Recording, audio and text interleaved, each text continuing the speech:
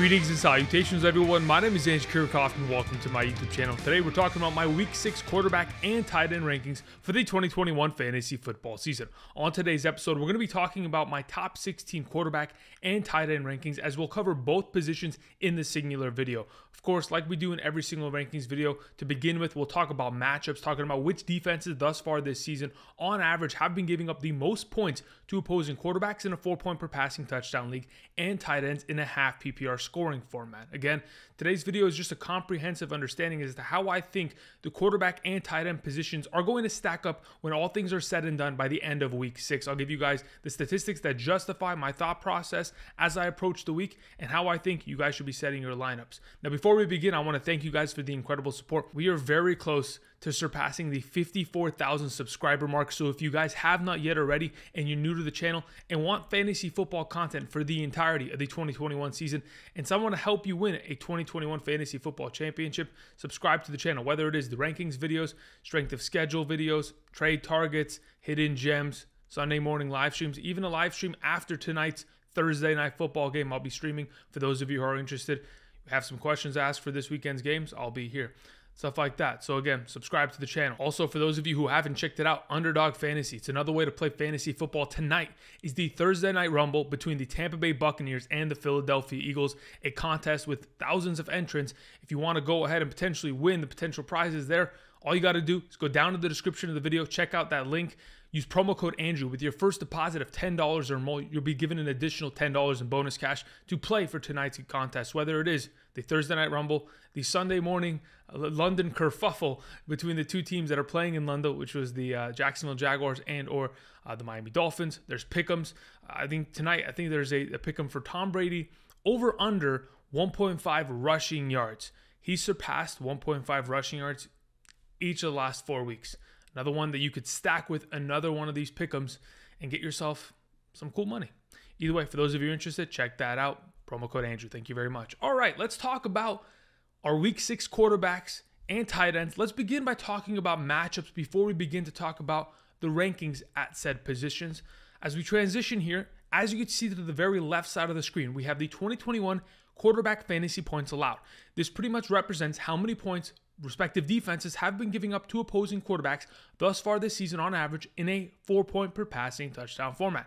As we can see, the Kansas City Chiefs are giving up the most points to opposing quarterbacks this season, and the team below them is the Washington football team, and luckily for both of them, they play each other this week. That is going to be an unbelievable shootout of a contest, and though I do believe the Kansas City Chiefs are going to get back on track and get a victory, I still think that the Washington football team and their respective quarterback, Taylor Heinicke, have a very good shot of being a great fantasy producer in this given week. Now, outside of that, of course, the Indianapolis Colts, because of Lamar Jackson's Monday night performance, the Dallas Cowboys, the Cleveland Browns, of course, they got a nice, cool bomb dropped on them by Justin Herbert. It was pretty unbelievable performance there with 5 total touchdowns. Nonetheless, those are the better matchups at the week. Of course, they'll give our potential quarterbacks more upside if we want to go ahead and play them against them respectively. But on the other side of the spectrum, we have the Buffalo Bills, Denver Broncos, New Orleans Saints, New York Jets.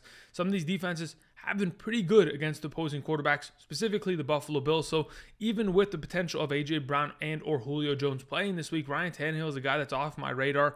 I'm just not buying into it just yet. I'd have to see it to believe it if Ryan Tannehill is fully back to being something close to what he's been from the 2019 and 2020 season. Outside of that, yes, the New York Jets and the New Orleans Saints aren't really giving up many points to opposing quarterbacks, but they are on a bye week along with the Atlanta Falcons and the San Francisco 49ers, so do not forget that. Outside of that, we'll just go ahead, we'll focus on the quarterback matchups for right now, and then once we get to the tight end section, we'll reiterate and kind of return to this page. Other than that, I think we're pretty good to go. I will be referring back to these statistics in terms of the quarterback position because of matchups, but other than that, just want to throw this up on screen, give you guys some perspective as to who's giving up the most points to opposing quarterbacks. All right, let's begin by talking about the quarterback position. And our number one this week, it is Josh Allen. Josh Allen's been extremely consistent as of the last 3 weeks. Outside of Justin Herbert, he's the second highest scoring quarterback in fantasy football as of the last 3 weeks. In 2 of those games, he's put up 36.5 plus fantasy points.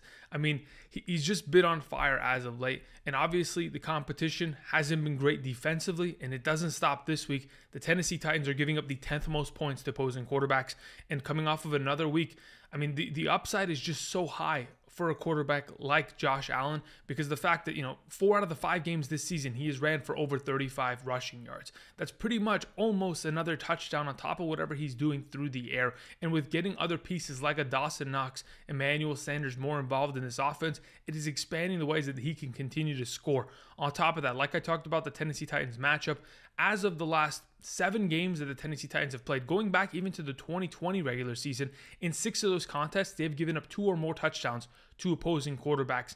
It is just a very advantageous matchup, and regardless of what we end up seeing, I think it's just a matter of Josh Allen just completely dominating that defense, and probably their respective defense for the Buffalo Bills, getting the ball back for him multiple times and setting him up with good field positioning. Josh Allen's our number 1. We have Patrick Mahomes as our number 2, again, playing against the second easiest matchup at the position versus the Washington football team.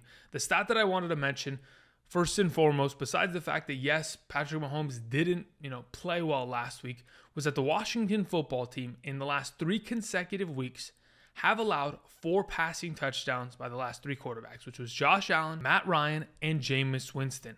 3 consecutive performances of just nonstop, just brutalization for that secondary. And I don't think Patrick Mahomes is going to be another one of these quarterbacks that breaks the mold. I think he's going to potentially throw himself 4 passing touchdowns this week, which will give him a lot of potential upside. He's coming off of a week in which he had 61 rushing yards, and I know the absence of Clyde Edwards and the fact that the game script was heavily just come back and throw the entire time did lean to, obviously him running the ball a lot, but this isn't something that's uncommon. I mean, in just the last 3 games, he's combined for 132 total rushing yards. That in itself gives me more confidence that Patrick Mahomes' upside is going to continue to grow week in and week out as he continues to use his legs, run, and is in a very advantageous matchup. He's our number 2. Moving on to Lamar Jackson, number 3. I mean, Lamar Jackson, we talked about it last week in specific. When he played against the Detroit Lions and the Denver Broncos, those were 2 of his 3 highest passing yardage games of his entire career. And the reason I mentioned that was because he was on a trend of potentially throwing the ball more and more and getting a lot more potential fantasy points besides the fact that he was running the ball. This last week on Monday night, he had, in my opinion, the best performance of his entire career. 37 for 42 passing. That's an 86% passing completion percentage. He set a career high in passing yards by over 100 yards, 442 passing yards. That's an unbelievable number. I mean, so that again, just this season, 3 of his top 4 passing yardage games. I mean, that's just unbelievable. The entire offense has shifted, and Lamar Jackson is starting to really air it out. On top of the fact, 4 passing touchdowns, 62 rushing yards, gets to take on the Los Angeles Chargers this upcoming week. Though the Los Angeles Chargers defense is one of the tougher ones in the National Football League, they've given up 2+ touchdowns to opposing quarterbacks in the last 3 games. I'm not too worried about it. I think there's a very good opportunity for Lamar Jackson to succeed. That is why he maintains our number 3 and continues to chug on as the performances continue to stack up for him and are looking pretty good for fantasy. Justin Herbert playing against Lamar Jackson this week is our number 4. Another one of these quarterbacks that had an insane week. In the last 3 weeks of football, Justin Herbert has been the number 1 overall quarterback in fantasy points. And it really shouldn't be a surprise considering he's put up 12 touchdowns in the last 3 games. So when you're averaging about 4 touchdowns per game, and on top of it, Austin Eckler got himself 3 rushing touchdowns in the last 2 weeks. I mean, this offense is scoring, and it's piling on. I don't think anybody could truly stop them, and it's a 4-1 Los Angeles Chargers team playing against a 4-1 Baltimore Ravens team, and it's certainly going to be an exciting matchup. But I still think that based on what the Baltimore Ravens have showed us this season, 3 of their 5 games, they've given up 2 or more touchdowns to opposing quarterbacks. And on top of the fact, Justin Herbert's not only doing it through the air with his weapons like Mike Williams, Jared Cook, Keenan Allen, Austin Eckler, he's also being able to get production on the ground. Last week, a total of 29 rushing yards and 1 rushing touchdown. I think the Baltimore Ravens matchup, though it is the biggest test for the Los Angeles Chargers offense, they've got enough talent, and they've proven already in the last couple weeks they're up for the challenge and are definitely going to be able to deliver. We move on to our number 5. It is Tom Brady in the Thursday night matchup against the Philadelphia Eagles tonight. Tom Brady has a very storied history against the Philadelphia Eagles franchise, but nonetheless, I think anytime he has an opportunity to take on a team that he's lost against in the Super Bowl, he's going to take the opportunity and run with it. He's coming off of a career week, the first time in his career ever in which he's surpassed 400 passing yards and has completed 5 passing touchdowns in a singular game. You would think, a 44-year-old quarterback would have already broken all those records, considering, Tom Brady's already the GOAT. But he's continuing to improve every single year. And in the offense that he's associated with, considering they are throwing the ball as much as they are. I mean, in the last 2 weeks, he's thrown the ball 41 times and 43 times. If you're going to continue to throw the ball that much at his age, with the receiving, weapons that he has and the offensive line talent that they have there, even without Gronk in the lineup, he is going to continue to pile up fantasy points. Overall, I'm really happy at what he was able to produce in terms of overall production going forward into this upcoming week. I know the Philadelphia Eagles made Sam Darnold struggle, and he threw 3 interceptions, but that's Sam Darnold. We're talking about Tom Brady here. I think the Thursday night matchup is in favor of Tom Brady and the Tampa Bay Bucks on a short week. Overall, I think he's going to have himself a great game here as our number 5. Kyler Murray is our number 6. Now, here's the issue that I have with Kyler Murray as a whole. Kyler Murray's been very pedestrian in the last 3 games. His overall productivity has been lacking, a significant margin at that. When we go back to week 1 and we saw what he was able to produce, he had 5 total touchdowns against the Tennessee Titans defense. And then we think to ourselves, okay, what has he done in the last couple weeks? In the last 3 games alone, he has only put up 4 total touchdowns. You can tell why we're struggling in the last couple weeks to, throw Kyler Murray out there as maybe a guy that's going to end up as the number 1 quarterback on a given week. And though this is a very advantageous matchup against the Cleveland Browns, a team that he's beaten in the past, I don't see it as something that's a total walk in the park. I'm hoping he'll get back to, of course, lighting up defenses, throwing for 3+ touchdowns, and running the ball. He ran for 1 rushing yard this last week against the San Francisco 49ers. That's the second lowest in his entire career. Overall, this is a quarterback that we're typically seeing run the ball 30, 40, 50 yards in a singular game, maybe accompany that with a rushing touchdown. With so many rushing touchdowns going in the direction of a James Conner, kind of running back, it does hurt the overall baseline of Murray. But either way, I think there's a lot of potential here. We're looking at a team like the Cleveland Browns this season that have given up, 4+ touchdowns to Herbert and Patrick Mahomes. If Kyler wants to be associated in that conversation, he's going to have a big game here in week 6. Jalen Hurts is our number 7. Jalen Hurts is unbelievable. The amount of fantasy productivity that he has already just produced thus far this season, and even going back to 2020. If we look at the last 9 games that he has played in full for this team, he's averaging about 25+ fantasy points per game. A full 17-game season with that, that makes him an easy, top 5 quarterback candidate rest of the way.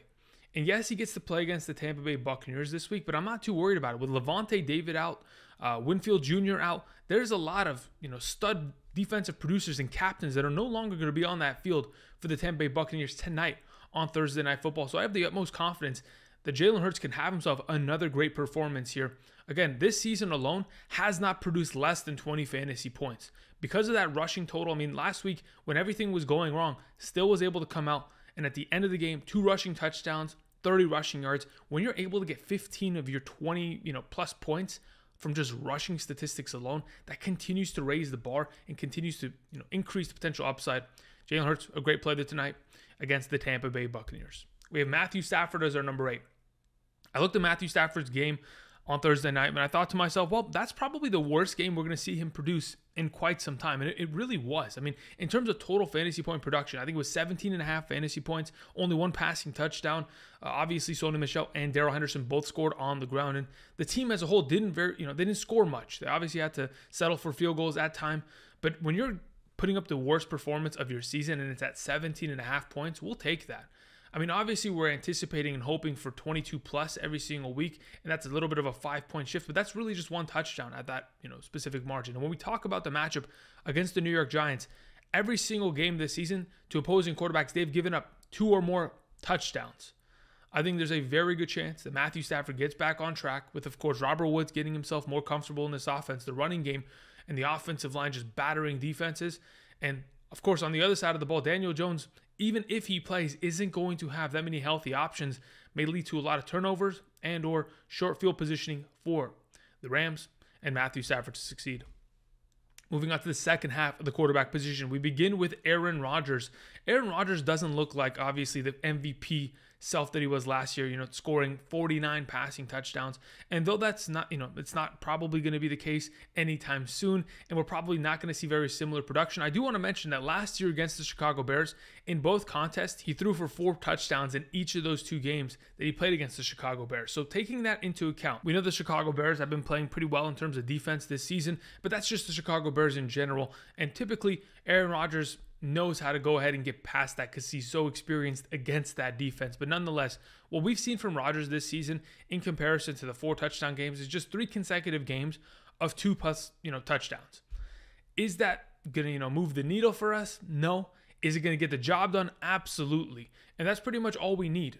From a guy like Aaron Rodgers this season, yes, he'll always have the upside of 3-4 passing touchdowns, but we'll take the 2 touchdowns, the 300 yards, and we'll go home with it pretty happy. And that is why we have Aaron Rodgers as our number 9 this week. We have Dak Prescott as our number 10. Dak Prescott in the last 3 consecutive weeks has been great. 3+ touchdowns, awesome. Even in week 1, 3+ touchdowns. So 4 out of the 5 games this season, 3+ touchdowns. Could we ask for more? Not really. I mean, he's pretty much producing 20+ fantasy points in majority of these contests. And when we look at the offense, of course, they've been heavily running the ball. It's only a matter of time until a team stops them and Dak goes back to that week 1 production of just airing it out and killing a defense. Is it going to be this week? Probably not. They play against the New England Patriots. Bill Belichick is, of course, going to try to take away every single one of Dak's weapons, whether it is Dalton Schultz to begin with, considering he has garnered the most targets in the last 3 weeks for that offense, and then it's CeeDee Lamb, Amari Cooper, and then eventually we'll try to take away the running game. He'll try to. I don't think he'll succeed naturally because, this Dallas Cowboys team is no joke. Up and down the board, they are a great offense. And they've obviously shown that this season. Though we're all anticipating that 3-touchdown game to happen once again, I think the likelihood is it is a tougher matchup. And if, in fact, he struggles in any capacity and or the running game takes over, 2+ touchdowns is not a bad week. And that's why we have him at the number 10 spot. Moving on to another quarterback that, in terms of 2 or more touchdowns, has been great this season. In fact, in every single game that Joe Burrow has played this season, he has scored 2 or more passing touchdowns. In my opinion, that's fantastic.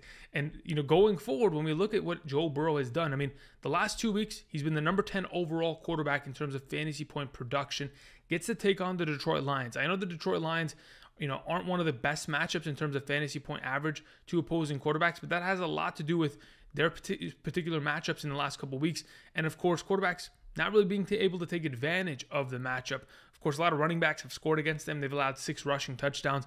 If you go ahead and just look at the Detroit Lions defense as a whole, they're not really going to be able to stop the Cincinnati offense, in my opinion. And it's probably going to be another game in which Joe Burrow is throwing the ball for over 250 yards, getting his 2 touchdowns, a little bit of work on the ground. If, in fact, he can go ahead and scramble for some yards. Joe Burrow's a great option going forward, continuing to solidify himself as one of the top quarterbacks, continuing to score touchdowns here. Taylor Heinicke is our number 12. Taylor Heinicke's pretty much been the garbage time quarterback of the year. And, I mean, just going back, let's talk about week 2 against the Giants. 2 touchdowns, 20.04 fantasy points. The next week against the Buffalo Bills, 3 touchdowns, 20.38 fantasy points. Then the week after that, the Atlanta Falcons, 3 touchdowns, 27.9 fantasy points. In each of the last 2 games, he has ran for over 40 rushing yards, and he gets to play against the Kansas City Chiefs, the best matchup at the quarterback position. As a whole, in my opinion, this is a great opportunity for a quarterback like Taylor Heinicke to just have another big game. I mean, the Kansas City Chiefs have allowed 13 touchdowns in the last 4 games to opposing quarterbacks. So if Taylor Heinicke is going to have himself another 3+ touchdown game, then of course he's going to have himself another top 12 week. And why I say another top 12 week is because, I mean, since week 2, since taking the starting job for this team, he has been the number 12 overall quarterback in fantasy. So there's nothing really to argue there. And going into this upcoming week in a great matchup, I know he was, he struggled pretty mightily against that Saints defense. I think he'll be fine against the Chiefs this week. Carson Wentz is our number 13. This is the first time we've mentioned Carson Wentz in our rankings because he's improved drastically over the last couple weeks. In fact, in the last 2 weeks, he's the number 12 overall quarterback in fantasy. Gets to take on the Houston Texans, giving up the 11th most points to opposing quarterbacks. When I look at the Texans, they've given up 2+ touchdowns to opposing quarterbacks in 4 out of the last 5 weeks of the 2021 season. And I look at Wentz and I think he's probably fully healthy now. Maybe, his ankle bugs him a little bit, but he's finally even comfortable in this offense. Despite the offensive line changes, they're finally running the ball effectively. They're getting the ball out of Wentz's hands. They're using play action. And with all of that, it is becoming more and more of a successful transition for Carson Wentz going from the Eagles to this Colts offense with Frank Wright, which of course he has experience with in the past. I think this upcoming week against the division rival, coming off a game on Monday night in which he had 402 passing yards, 2 passing touchdowns, this offense looked great. Obviously, the defense couldn't hold on, but I think Carson Wentz is primed for another big performance here as our number 13. Number 14 is Trevor Lawrence. Trevor Lawrence takes on the Miami Dolphins in London. Early Sunday morning game. Do not forget to set your lineups early. The question remains, what are the Miami Dolphins giving up as of late? I mean, Tom Brady just completely torched them, but Trevor Lawrence isn't Tom Brady. But nonetheless, there have been 4 games this season in which the Miami Dolphins have given up 2 or more passing touchdowns to opposing quarterbacks. And I think to myself, this isn't typical of the Miami Dolphins defense, but they haven't been their same. When we look at Trevor Lawrence, I know that the weapons around him like Shenault and Marvin Jones have done absolutely nothing in the last couple weeks, but he'll eventually get back to them. They're running the ball very effectively, and on top of that, he's running the ball well. He's getting himself rushing touchdowns in consecutive weeks. I mean, he is able to at least extend plays with his legs. Last week, 28 rushing yards, a rushing touchdown. Continues to increase his baseline of production on top of the 273 passing yards and a passing touchdown. I think he's in a very good spot in a potential home game in London, considering how many Jaguars fans are there, considering they go out there every single season.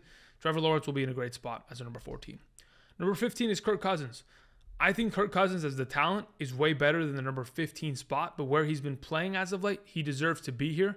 Back-to-back weeks of only 1 passing touchdown. I understand that he's not going to be able to sustain 3 passing touchdowns for an entirety of a season. That isn't the kind of player he is. Otherwise, Kirk Cousins would be in the top 5 conversation every week. But going into this upcoming week against the Carolina Panthers, when I see Dalvin Cook potentially returning this week, I think there's also another opportunity for touchdowns to be siphoned from a Kirk Cousins quarterback. I think there's a potential here where, yes, he could get himself 2 passing touchdowns if, in fact, this is a shootout between them and the Carolina Panthers. But ultimately, if he's going to continue on this pace of just not having those extremely high upside games, then we're probably going to have to keep him in this fringe area in which, we're potentially starting him as a streaming option. Otherwise, there are better guys like Burrow, Heinicke, Wentz, Trevor Lawrence, if they're available in your league. We move on to Sam Darnold. Similar to this scenario, I mean, they do play against each other, Kirk Cousins and Sam Darnold. But I look at Darnold and I think, man, he's thrown 5 interceptions in the last 2 weeks. Can we really trust him to not turn over the ball? I mean, last week, he was 21 for 37 passing. I mean, that's the Jets' Sam Darnold that we saw. And if he's regressing back to that, that's concerning. If he's not getting the rushing touchdowns, especially with the potential of Christian McCaffrey returning this week, that's concerning. And if his overall productivity in terms of the ground game is not going to be there, maybe we can't trust him as one of those top 12 quarterbacks that we had in weeks past. That is why I put him at number 16. I think there are better options than him and Kirk Cousins at this moment in time that you could potentially stream this week. And that's why I have it as such. These are my top 16 quarterbacks. Rankings are always subject to change, as there will be injuries that potentially, not only to the quarterback position, but around them, whether it is offensive line, receivers, running backs, tight ends, that could potentially affect their overall upside. We'll talk about that as the week progresses. But regardless, these are my current rankings as of Thursday, October 14th, 2021. Now that we've covered that, we can go ahead and move on to matchups at the tight end position. Just want to go ahead and reiterate some things here. The 2021 tight end fantasy points allowed. How many points defenses have given up to opposing tight ends thus far this season on average in a half PPR scoring format? The Houston Texans, Baltimore Ravens, Indianapolis Colts, Kansas City Chiefs, Los Angeles Chargers, they are the best matchups at the tight end position. And as you can see, we typically want to go after teams that may be giving up 10 or more fantasy points to respective tight ends. We certainly don't want to be going after teams like the Arizona Cardinals, Tennessee Titans, New England Patriots, Denver Broncos. I mean, a lot of the stud tight ends this week are playing against these defenses, and you may not have another opportunity. David Njoku plays against the Arizona Cardinals. We're going to have, of course, the Tennessee Titans taking on Dawson Knox, the thumbnail of today's video. We have Dalton Schultz, who's been great as well, against the New England Patriots. And then Darren Waller taking on the Denver Broncos. Of course, TJ Hockenson taking on the Cincinnati Bengals. You just have to play your stud tight ends. And that's pretty much the entire overarching theme of this, but we'll go ahead and talk about it. If there are other options that are potentially available that I ranked higher, you can go ahead and roll with them. Either way, I just wanted to cover that, and we'll refer back to these statistics as we progress through the video. We're going to begin with our number 1 for week 6. At the tight end position, it is Travis Kelce. Shouldn't be a surprise. He's going to be here at the number 1 position until his bye week, and then after that for the rest of the season. Travis Kelce, I mean, it's a really good matchup. He went back to getting at least 10 targets, got himself 14.7 fantasy points against the Buffalo Bills. Again, he continues to score a touchdown in each of the last 3 games against that Bills defense. Great. Overall, fantastic. We'll see how that progresses in the NFL playoffs when they once again meet. But nonetheless, the Washington football team is this week's target, and the matchup is very advantageous considering, of course, the Washington football team, like I mentioned with Patrick Mahomes earlier in the episode, have given up 4 passing touchdowns to each of the last 3 quarterbacks that they've played against. Jameis Winston, Matt Ryan, and of course, Josh Allen. I think this may be another week in which Travis Kelce ends up with at least maybe 80 plus, maybe 100 plus receiving yards, gets himself 2 touchdowns. We know Tyreek Hill's been a little bit questionable earlier in the week with the knee injury. Travis Kelce's on the brink of another big game here. Mark Andrews is our number 2. Now, though Mark Andrews had 51.3% of his overall fantasy point productivity of 2021 established on just Monday night. Again, that's 36.2 of his total fantasy points. I think he's scored like 70.4 this season. Majority of his points came from Monday night, and we understand that. But at least we finally saw 11 catches, 147, 2 touchdowns, while also converting 2 2-point conversions during that game. Mark Andrews was unstoppable. And you may be thinking, well, Andrew, maybe you're just buying in on the hype. No, it's the Los Angeles Chargers matchup. They're giving up the 5th most points to opposing tight ends. Last week, David Njoku, 7 catches, 149 and a touchdown. Darren Waller, 4 catches, 50 yards and a touchdown. Travis Kelce, 7 catches, 104 and a touchdown. Logan Thomas, 3 catches, 30 yards and a touchdown. This defense, they cannot stop the tight end position. And Mark Andrews is luckily coming off a week in which he had 13 total targets and the best game of his entire career. Hopefully, he'll continue to ride that out. I'm excited for Mark Andrews, and I think the potential is very high this week for his overall upside. We move on to Darren Waller as our number 3. Darren Waller has been pretty underwhelming since week 1, to say the very least. I mean, he still leads the entire position in terms of total targets, 48, but of course, 19 of those came in week 1. With that said, he's only caught 28 of those 48 total targets, which is a 58.3% catch rate.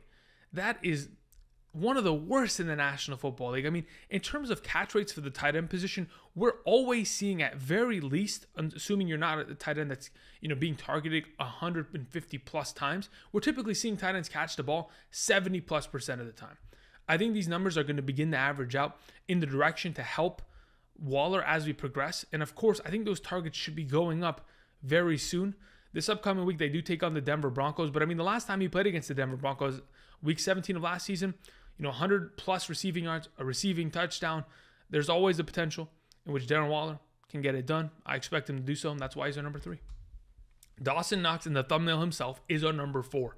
We talk about the tight end position and somebody that is looking like the Robert Tonyan of the 2021 season. And what I mean by that is Robert Tonyan last year came out of absolutely nowhere and was scoring touchdowns, at an unbelievable rate. Of course, got double-digit touchdowns last year and helped, of course, Aaron Rodgers get to that 49 total. Now, the question is Dawson Knox pretty much that guy this year? Is he the guy that came out of nowhere, was picked up off the waivers, and is going to end up as a top 5 tight end finish? And that's definitely a possibility considering right now he's the number 3 overall tight end in fantasy. Though he takes on the second toughest matchup at the position, the Tennessee Titans, who have pretty much given up nothing to opposing quarterbacks this year. I look at what Dawson Knox has already done this season, coming off a game in which he had 117 receiving yards and 19.2 fantasy points and has scored 5 touchdowns in the last 4 games. And I think to myself, of course we're firing him up. It does not matter who he's playing against. As long as Josh Allen is looking in his direction, feeding him the ball in the red zone, he's going to succeed. We move on to TJ Hockenson. Now, my only concern about TJ Hockenson is whether or not he's even going to play this week. He already missed Wednesday's practice. He's been dealing with a knee injury for the last 2 weeks. And I've mentioned this in the past. If that knee injury is going to continue to persist and we have to move him down on Sunday, I moved him from being the number 4 overall tight end to being like the number 8 or 9. As the week progresses, if nothing changes, if he's going to potentially play but injured, it's not worth throwing him out there. I understand we want to play the healthy TJ Hockenson. We want to play the guy that's going to get double-digit targets, the guy that's putting up 20-plus fantasy points like he did in the first 2 weeks of the NFL season. And if we're not going to see that, then of course we have to potentially pivot away from that because we don't want 3 fantasy points coming from the tight end position every week. We cannot sustain that and expect to win every week when we have a dead position in our respective lineup. Regardless, it's a matter of whether or not he's going to be healthy this week. We'll keep an eye on that. But if he is healthy, he's a top 5 play. Mike Gesicki is our number 6 overall tight end. Now, I understand that with Jacoby Brissett, he has been a completely different monster. In fact, 25 targets in the last 3 weeks. That is, just incredible numbers. There's a reason why he is among the top tight ends in terms of fantasy points. Obviously coming off some great weeks in which he had, over 10 catches, a week where he scored a touchdown. This last week was a little bit underwhelming, but it was mainly because Myles Gaskin was eating up everything, 10 receptions, 2 receiving touchdowns, and all of that work. Regardless, they play against the Jacksonville Jaguars in London. The Jacksonville Jaguars are the 8th easiest matchup at the position, and when we look at what tight ends have done against them, Uzomah, 95 yards, 2 touchdowns. The Tennessee tight ends, 47 yards and a touchdown. Denver tight ends, 64 yards and a touchdown. And Pharaoh Brown in week 1 had 67 receiving yards against them.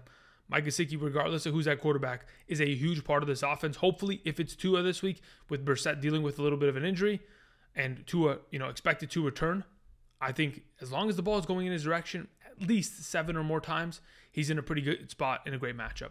We have Dalton Schultz. Speaking of getting targets and consistent targets, in each of the last 3 games, he's gotten himself, 7, 8, and 8 targets, 23 total targets in the last 3 weeks. He leads the entire Dallas Cowboys offense.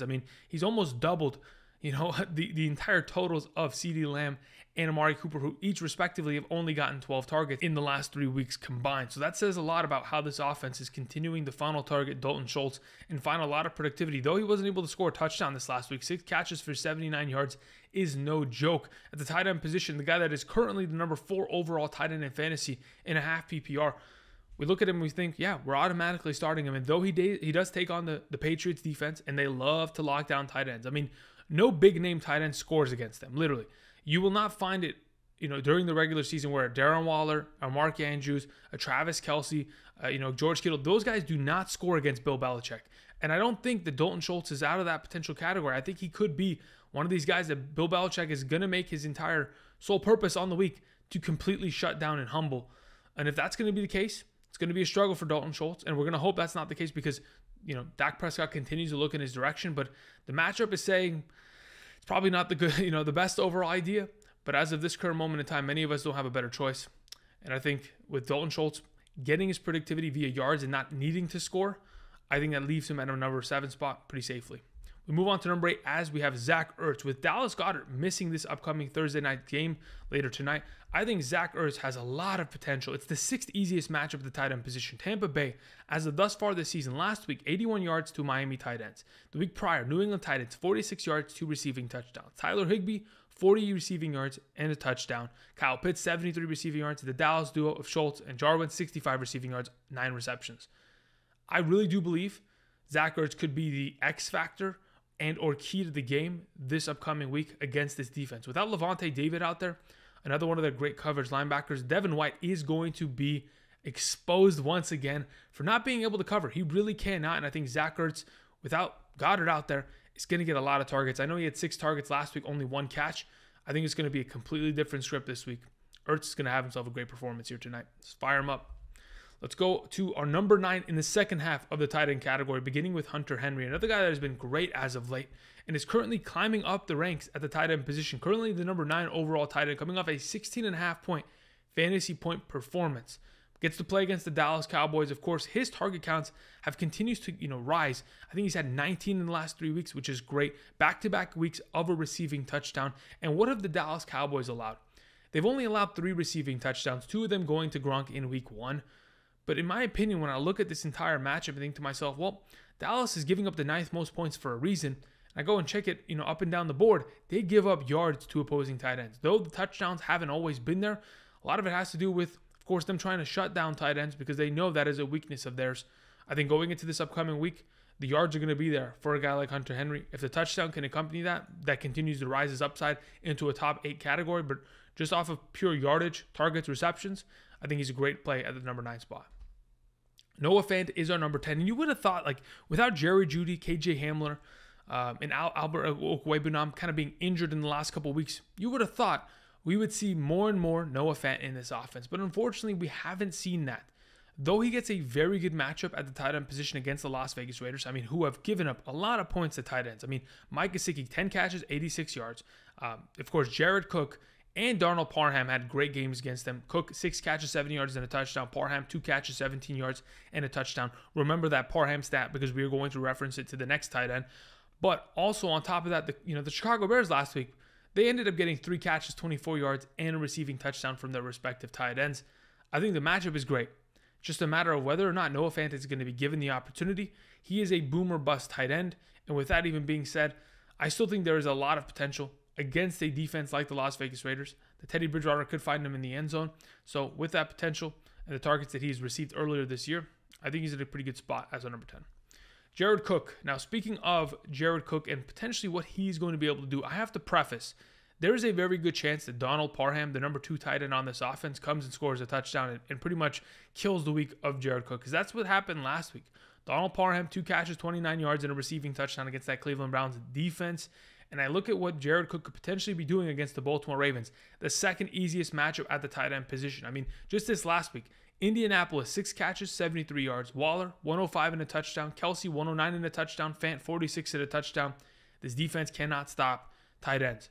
Patrick Queen cannot stop tight ends. And if Jared Cook, the Sasquatch himself, is going to be running over the middle, and it's not going to be Donald Parham stealing a touchdown, Jared Cook could have himself a very good week in terms of fantasy point productivity, because the matchup is just that much juicier than any of the other ones that are out there. Tyler Higbee is our number 12. Tyler Higbee had himself a decent week.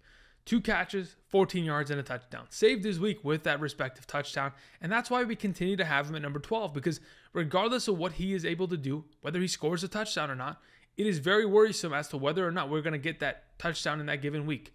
Luckily for him, he takes on the New York Giants this week, and they've given up 4 receiving touchdowns to opposing tight ends thus far this season. Has everything that I've mentioned almost kind of create the narrative that Tyler Higbee is a touchdown-dependent tight end? Sure, because all tight ends are touchdown-dependent. But in regards to what he's gotten in terms of yardage, if he's going to get himself 40 yards off 4 catches, great. But, 6 points isn't going to cut it. We need touchdowns to get to that double-digit range. And I think he has a good chance this week in comparison to the rest of the guys that I'll be mentioning. Therefore, he sits at number 12. We move on to Ricky Seals-Jones.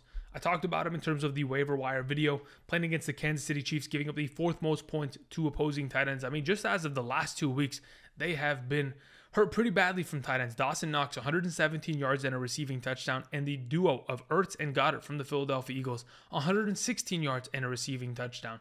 Tight ends have been beating up this defense, and I think, with the amount of potential that, of course, Taylor Heinicke has, I think, there is a very good possibility that Ricky Seals-Jones, despite the fact that he isn't a household name or a fantasy prospect that is probably rostered in your league, getting 8 targets last week for 5 receptions, 41 yards, kind of leads me to believe he's going to be a huge part of this offense, because Logan Thomas was a huge part of this offense even prior to, of course, his injury, and the transition has been pretty clean.